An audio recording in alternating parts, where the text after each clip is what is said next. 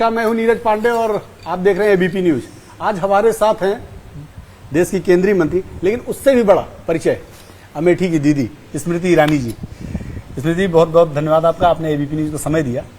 मेरा पहला सवाल आपसे यही है कि आप बेटी बन के आई थी, दीदी बन गई, अब तो निवासिनी भी बन गई, क्योंकि हम जहाँ बैठे हैं ये आपका अपना मकान है।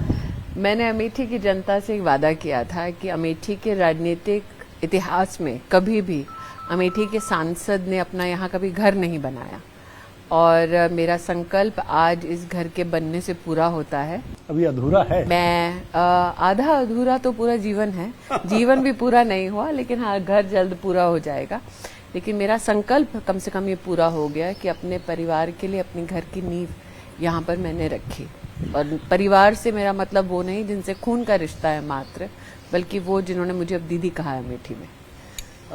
अमेठी की पहचान कई बार राहुल गांधी, गांधी परिवार, अब आपसे और भारतीय जनता पार्टी से भी हो रही, लेकिन राहुल गांधी परिवार की अमेठी और स्मृति की अमेठी में क्या अंतर है? देखिए, भाजपा और कांग्रेस की अमेठी में जमीन आसमान का फर्क है। आज जब आप यहाँ आए हैं तो बोइंग नाम की एक विश्वविख्यात कंपनी ने सीटी स्कैन की मशीन अमेठी को समर्पित की।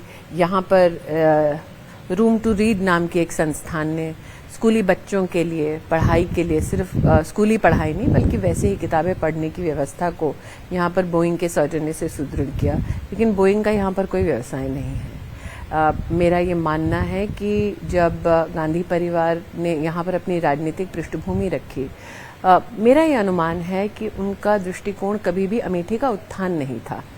उनकी 3 पुश्तों ने यहाँ पर गरीबों के झोपड़ियों में जाकर निश्चित रूप से अपनी फोटोज खिंचवाई, निश्चित रूप से खाना खाया।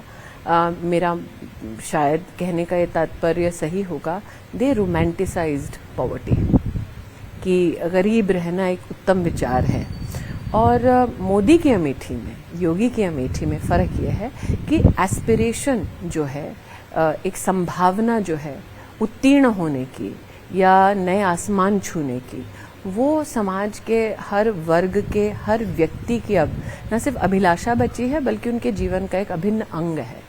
तो आज अमेठी में जब आप चर्चा करते हैं तब और अब में क्या फ़र्क है, ये वो लोकसभा क्षेत्र है जिसने केंद्र में कांग्रेस में अपना सांसद एक भेजा जिनकी माताजी की सरकार थी। ये वो लोकसभा क्षेत्र है जिसने सपा के गठबंधन वाली प्रदेश की सरकार देखी, जो याराना साइकिल पर भी रहा हाथ का। ये वो पृष्ठभूमि है जिसने मायावती जी का भी गठबंधन देखा। बसपा, सपा, कांग्रेस की अमेठी, ये कहना उचित होगा, क्योंकि 19 हो या 14, ये तीनों राजनीतिक दल बीजेपी के सामने लड़े, तो हम एक थे, वो 3। और फर्क ये है कि 19 के चुनाव के बाद 1,23,000 लोगों के घरों में कभी बिजली का कनेक्शन नहीं पहुंचा था। ये कभी कोई कल्पना नहीं कर सकता था 2014 के चुनाव से पहले कि अमेठी जैसे गढ़ में कांग्रेस के, जिसने कई प्रधानमंत्री राष्ट्र को दिए, 1,23,000 घर बिना बिजली के होंगे। 3 लाख घरों में सब में बिजली पहुंच गई नहीं है। हाँ, पहुंची है। और जहां जहां नई वसाहट है या नया मकान लोग बनाते हैं तो प्रशासन के पास आते हैं कि मुझे बिजली का आप कनेक्शन दीजिए। प्रशासन त्वरित रूप से समाधान देती है। लेकिन कोई कल्पना नहीं कर सकता था कि 3 लाख परिवारों के पास अपना शौचालय नहीं है। अमेठी में राष्ट्र में चुनौती, लोग कहते थे हाँ है, अमेठी भी नहीं हो सकता क्योंकि यहाँ पे गांधी खानदान वर्षों वर्ष रह चुका है। 90,000 परिवारों को अब तक उनके घर की चाबी मिल चुकी है। इसका मतलब अगर प्रति परिवार आप 4 नहीं 3 सदस्य भी गिने, 2,70,000 लोगों के पास कभी घर नहीं था। ये लोग कल्पना नहीं कर सकते थे अमेठी के बारे में, क्योंकि देश में ये खुशफहमी थी कि अमेठी है, राहुल गांधी रहे, राजीव गांधी रहे, सोनिया जी हैं, इंदिरा जी है, तो यहाँ का तो बिल्कुल कल्याण हो चुका। लेकिन वो लोग तो अमेठी को के मालिक अपने आप को मानते हैं। उनका मालिक और परिवार उनका मानना है कि इंदिरा जी, राजीव जी, संजय जी, उसके बाद राहुल जी। मेरा ये मानना है कि अपने आप को मालिक मानना, उस स्वभाव से ही ये लक्षण दिखते हैं जो कांग्रेस के राज में अमेठी में विशेष दिखे। जब आप इस पृष्ठभूमि को परिवार मानते हैं तब आपको खलता है कि 3 लाख परिवारों के पास आज तक टॉयलेट नहीं था। खाद की पहली रैक, ये किसी की भी कल्पना के बाहर है कि अमेठी में आपने 4 पीढ़ियां गिना दी, लेकिन खाद की पहली रैक मोदी के राज में उतरी। तो जो अपने लोकसभा क्षेत्र में, जिसका वो बार बार उल्लेख करते हैं, मेरा परिवार है, क्या कोई अपने परिवार को शौचालय से वंचित कर सकता है जानबूझ के? मैं समझ सकती हूँ आप कहें कि केंद्र में विपक्षी दलों की सरकार है, आपकी केंद्र में सत्ता रही 50 साल से ज्यादा, आप यहाँ से सांसद 4 पीढ़ियां रहे, आपके मित्रों ने प्रदेश में सरकार बनाई, आपके पास क्या एक्सक्यूज था? शायद आपको ये भ्रम था गरीब को गरीब रहने दो तो ये वोट देता रहेगा क्योंकि गरीब हाथ फैलाता रहेगा। आप 2014 में लड़ने आई यहाँ, चुनाव हार गई, लंबा अंतर रहा 1,07,000 के आसपास का। 2019 में आप लड़ने आई, आप 55,000 से ऊपर वोटों से जीती। 2023 में एक बार फिर से राहुल गांधी ताल ठोकने जा रहे हैं। उनके प्रदेश अध्यक्ष का बयान आपने सुना ही होगा, अजय राय जी का। उन्होंने कहा कि राहुल गांधी फिर से अमेठी से। कोई चुनौती मानती हैं आप? जब अमेठी 2014 में लड़ने का मुझे आदेश हुआ, राजनाथ जी अध्यक्ष थे, यहाँ पर 60% बूथों पर मुझे एक भी व्यक्ति टेबल लगाने के लिए नहीं मिला था। एक विख्यात एडिटर हैं प्रभु चावला जी, आपके राइवल चैनल से हैं लेकिन फील्ड में हमारे सीनियर हैं।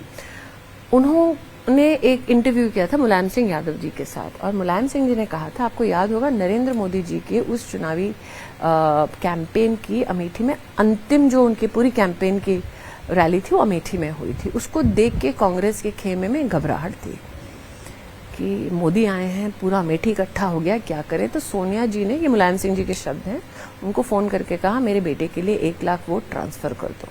तो आपने 14 का आंकड़ा गिनाया, अगर मुलायम सिंह जी उस वक्त मदद नहीं करते तो मेरे और राहुल गांधी के बीच सिर्फ 7,000 वोटों का फर्क रह गया था। इसका मतलब ये कि मुलायम सिंह जी की मदद से राहुल गांधी जीते थे 2014 का। हाँ, ये तो दुनिया जानती है, अमेठी का बच्चा बच्चा जानता है, और उन्होंने स्वयं कहा है और इसको कभी झुटलाया नहीं है कांग्रेस ने। 2019 में वो मदद नहीं हो पाई?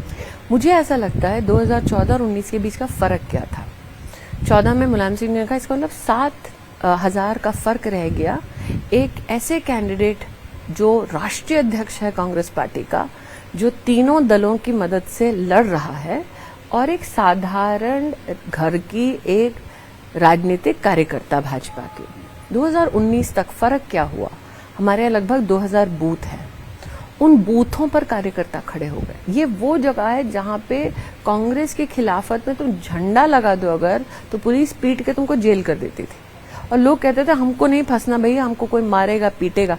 14 में अगर आप चाहें तो मेरा ट्वीट एक है, उसको आप अगर निकालें कभी रिसर्च की दृष्टि से, उसमें रात को 12 बजे मैंने लिखा है कि जगदीशपुर के गांव में मेरे कार्यकर्ताओं को नशे की हालत में, पूरे गांव को पुलिस ने मोदी की रैली के बाद घेर लिया है, गांव से भाजपा के कार्यकर्ताओं को निकाल के पीट रहे हैं। 2014 का वाकया है। मतलब बीजेपी के लोगों के खिलाफ गुंडागर्दी होती थी? जी जी, 14 में केंद्र में आपको याद दिला दूं, कांग्रेस की सरकार थी और प्रदेश में सपा की सरकार थी, और ये मेरा तब का बयान है जो आज भी गूगल करेंगे या ट्विटर देखेंगे तो आपको मिलेगा।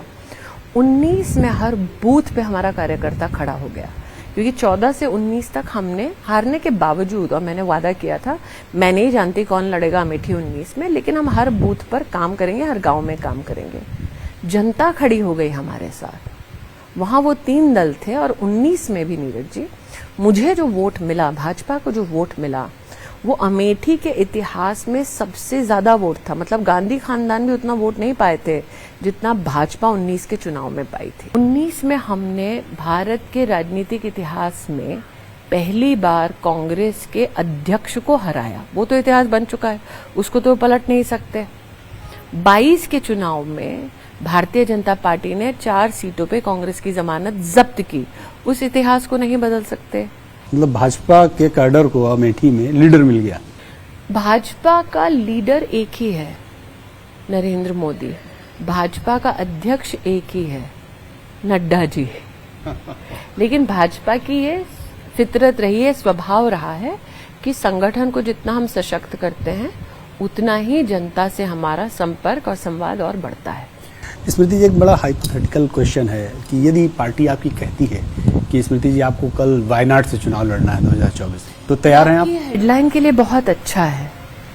अब मेरा ये मानना है कि पार्टी कहाँ से किसको लड़ने को बोलेगी ये ना आप जानते हैं ना मैं जानती हूँ, इसीलिए मैंने पहले कहा। लेकिन मैंने आपको नीरज जी जो मेरा राजनीतिक जीवन अभी समझाया, मेरा राजनीतिक जीवन तब भी था जब मैंने राहुल गांधी के खिलाफ चुनाव नहीं लड़ा, और मात्र राजनीति में मेरा योगदान नहीं, मेरा मीडिया की दृष्टि से भी योगदान रहा जब मेरा कोई गांधी खानदान से सरोकार नहीं था। हाँ हम जी। लोगों ने अक्सर देखा कि जब भी आप पार्लियामेंट में बोलने के लिए खड़ी होती हैं या कोई विषय होता है तो अचानक आप पर बड़ा तेज अटैक होता है और अक्सर ये कहा भी जाता है कि गांधी परिवार सामने होता है तो स्मृति ईरानी जी खुद आक्रामक हो जाती हैं। इस सवाल के 3 जवाब हैं और मैं मीडिया की पृष्ठभूमि से पहले बोलना चाहती हूँ। जो चैनल आज आपका है वो चैनल एक वक्त में उस चैनल का हिस्सा होता था जिसमें मैं सास बहू करती थी, सही है? न्यूज आप करते थे, एंटरटेनमेंट कार्यक्रम वो आज भी चल रहा है और 20 साल पूरे होने जा रहे हैं। सास बहू साजिश जो आपकी चैनल का सबसे विख्यात शो है, उसकी पहली शो में पहला काम करने वाली जो किरदार थी वो मैं थी। विभा नाम की आपकी एक रिपोर्टर होती थी, वो आके मेरा इंटरव्यू लेती थी। आज जब विभा मुझसे बात करेंगी तो उन्हें इस बात का घमंड नहीं होगा, रे छटाक भर के एक्टर थे, अब कैबिनेट मंत्री बन के नीरज पांडे के साथ सीरियस न्यूज का इंटरव्यू कर रही है। कुछ ऐसे भी मीडिया के मित्र हैं जिन्हें कांग्रेस का राज ज्यादा सुहाता था, पद्म पुरस्कार उनको मिल चुका था, उनकी अलग सोच थी, आज आएगी इसको निपट लेंगे। तो तब उनको इस बात का बहुत गुस्सा होता था कि अच्छा हम अटैक कर रहे हैं, इसके पास जवाब है, और अगर मैं तीखा जवाब दे दूं तो बाहर जाके कहते बड़ी गुस्सेल है। तो ये चित भी मेरी पट भी मेरी। जहां तक गांधी परिवार का सवाल है, उनकी मैं दुखती रग हूं।